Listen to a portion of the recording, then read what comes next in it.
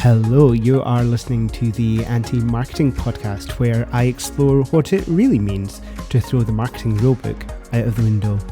If you're a rebellious explorer, adventurer, or changemaker, then this is the podcast for you. The Anti-Marketing Podcast is hosted by me, Julian. I'm the founder of Off the Rock Media and a fellow maverick. I'm delighted that you're here, so sit back, hold tight, and let's dive in. Thank you so much for joining me, Julian, on the Anti-Marketing Podcast. I'm so excited to have you here for the first of what I hope is many podcast episodes. Just a quick shout out if you are interested in appearing on a podcast, especially one for change makers and fellow rebels.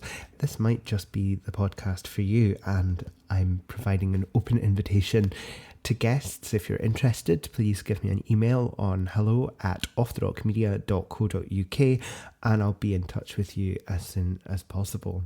But let's dive right in. So, in this first episode of the Anti-Marketing Podcast, I'd like to share a story with you. I had a moment recently where I noticed just how much I was getting pulled into other people's psychodramas, whether that was at work, in creative projects, and how I was showing up for clients in my business.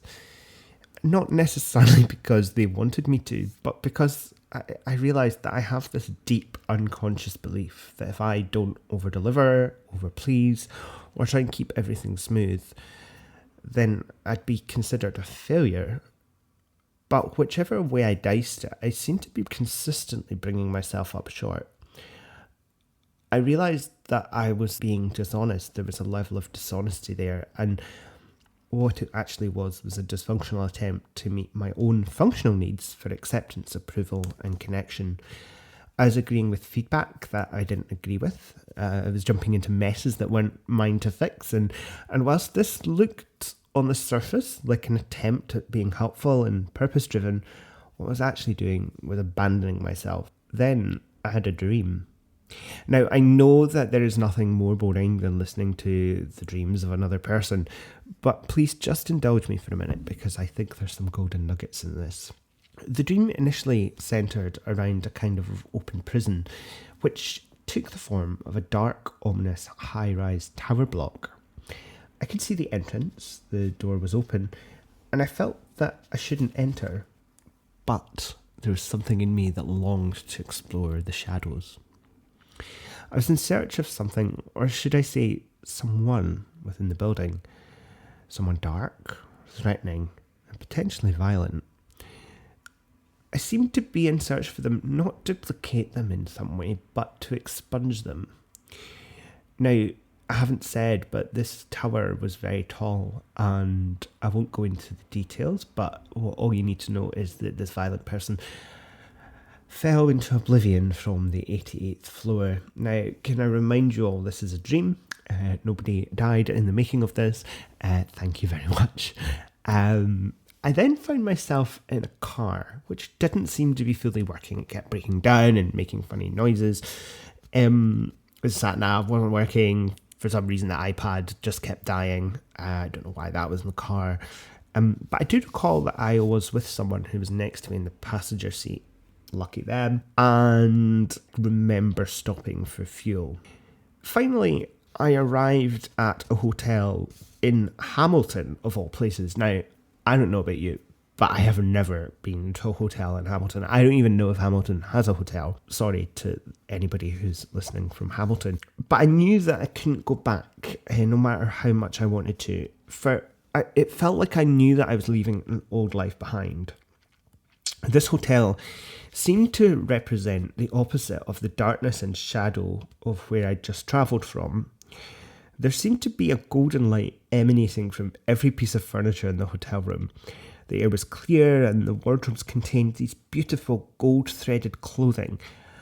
My rooms across 2 floors, because, bougie, were being renovated with wallpaper and paint visibly being stripped back, which revealed cracks and hitherto unknown shelves, storage and little nooks and crannies, which was very exciting. I love finding new hidey holes.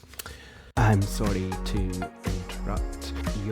listening. Just a quick reminder that if you are looking to become more purpose-led in your brand or in your business, I do offer coaching and consultancy services where I will help you to get clear about your offering and how you can reach your target audience using purpose-driven and ethical strategies.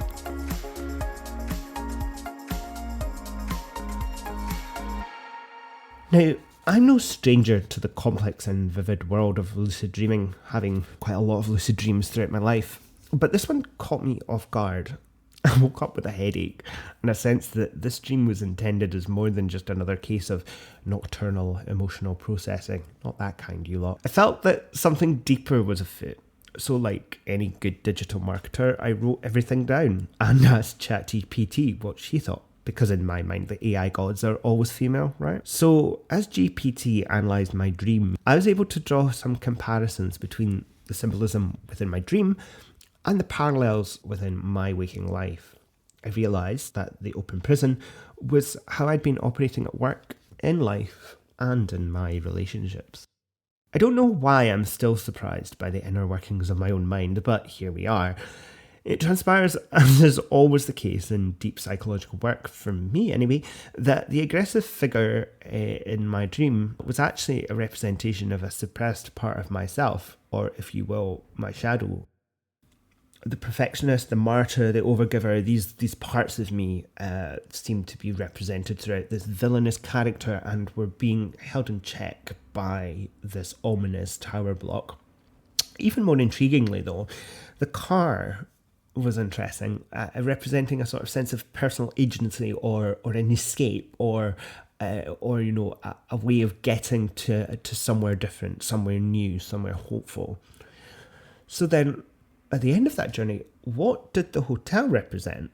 So that took a little bit more digging to get clear about it. Buildings often represent the state of my inner psychic world. So for me, the hotel, it seems, is indicative of my own direction of travel. That is the version of me I'm developing right now by creating clearer boundaries, clarity, and much more slower and honest kind of leadership. On the day of recording this episode, another penny dropped, so to speak, hitting me square between the eyes, as is always the case with these things. The dream wasn't only purely symbolic. You see, there was a deeper narrative at play here, which my dream very helpfully played out in a very literal sense. For quite some time, I felt quite conflicted about some professional opportunities that have arisen and how to align these with my current living arrangements. And would you believe, I discovered that I was also abandoning myself in this process too. Instead of living in my own truth, I feel like I've been stretching myself really, really thinly in a really, really veiled attempt to avoid disappointing others. But the reality is this. I've engaged in quite a lot of deep inner work and psychic transformation, and whilst that does not make me immune to the perils of self-deceit, it does help me to understand that my dream is showing me that I'm ready to move on to the next chapter of my life. The dream wasn't a warning, it was a call to arms. So, thankfully, I've started to integrate some of the lessons from the dream. I've avoided getting sucked into psychodrama. I started to say no, or not yet, or this is what I'm able to do. I faced my living situation squarely in the face, and that's meant disappointing people. But importantly, I've also stopped disappointing myself. In fact, the other day, I was so, brash with someone, and I was like, that, as far as I'm concerned, is the end of it in an email. And I was like, Julian, who do you think you are, girl? Strangely, because of this new me, life has felt much more aligned.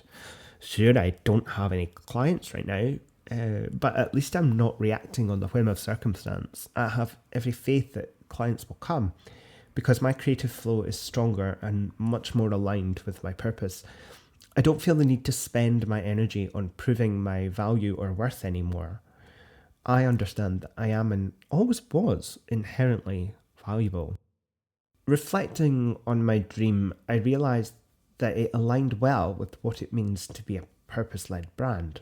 Because when your work and soul align, it can be incredibly tempting to keep giving until you have no fuel left in your tank, or to act out with who you really are to get that next client or to get that next contract.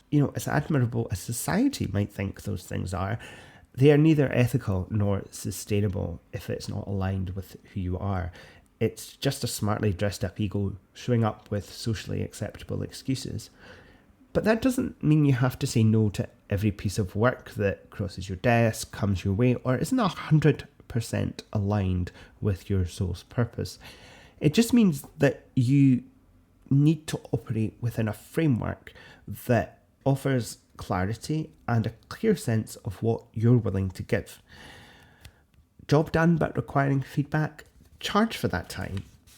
Does the work need some revisions? That's extra time to charge for too. Client looking to add additional responsibilities to your workload?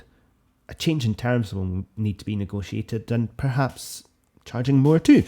So I want to be really clear about this next point. Sometimes the most sustainable, impactful, and purposeful thing we can do is recognise that when enough is enough and set a boundary. And I can't believe that I'm saying this, but it is so true. That is what it means to lead with purpose. And let me tell you, I'm absolutely here for it.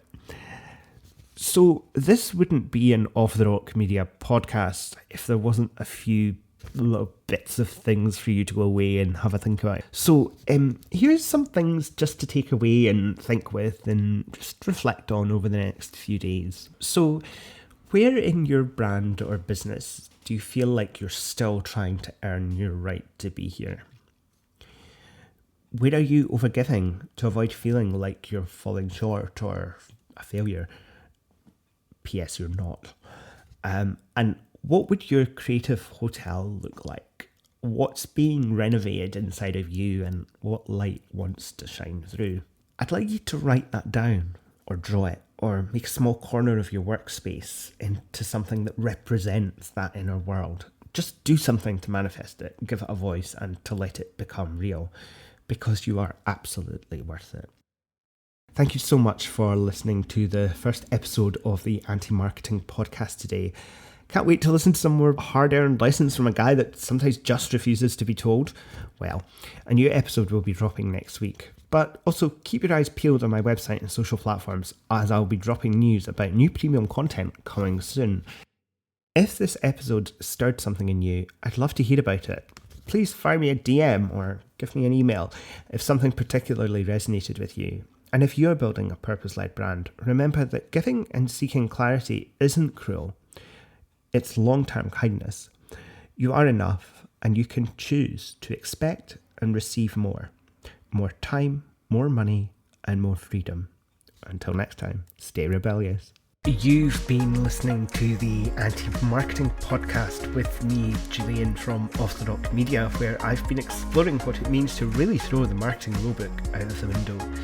If you or your brand are a rebellious explorer, adventurer, or changemaker, then I'd love to hear from you and to explore whether we would be a right fit for you to appear as a guest on this podcast. If you think that you and your brand are a good fit, please send me an email at hello@offtherockmedia.co.uk and I'll be back in touch with you as soon as possible. I look forward to hearing from you. Stay tuned and see you next week.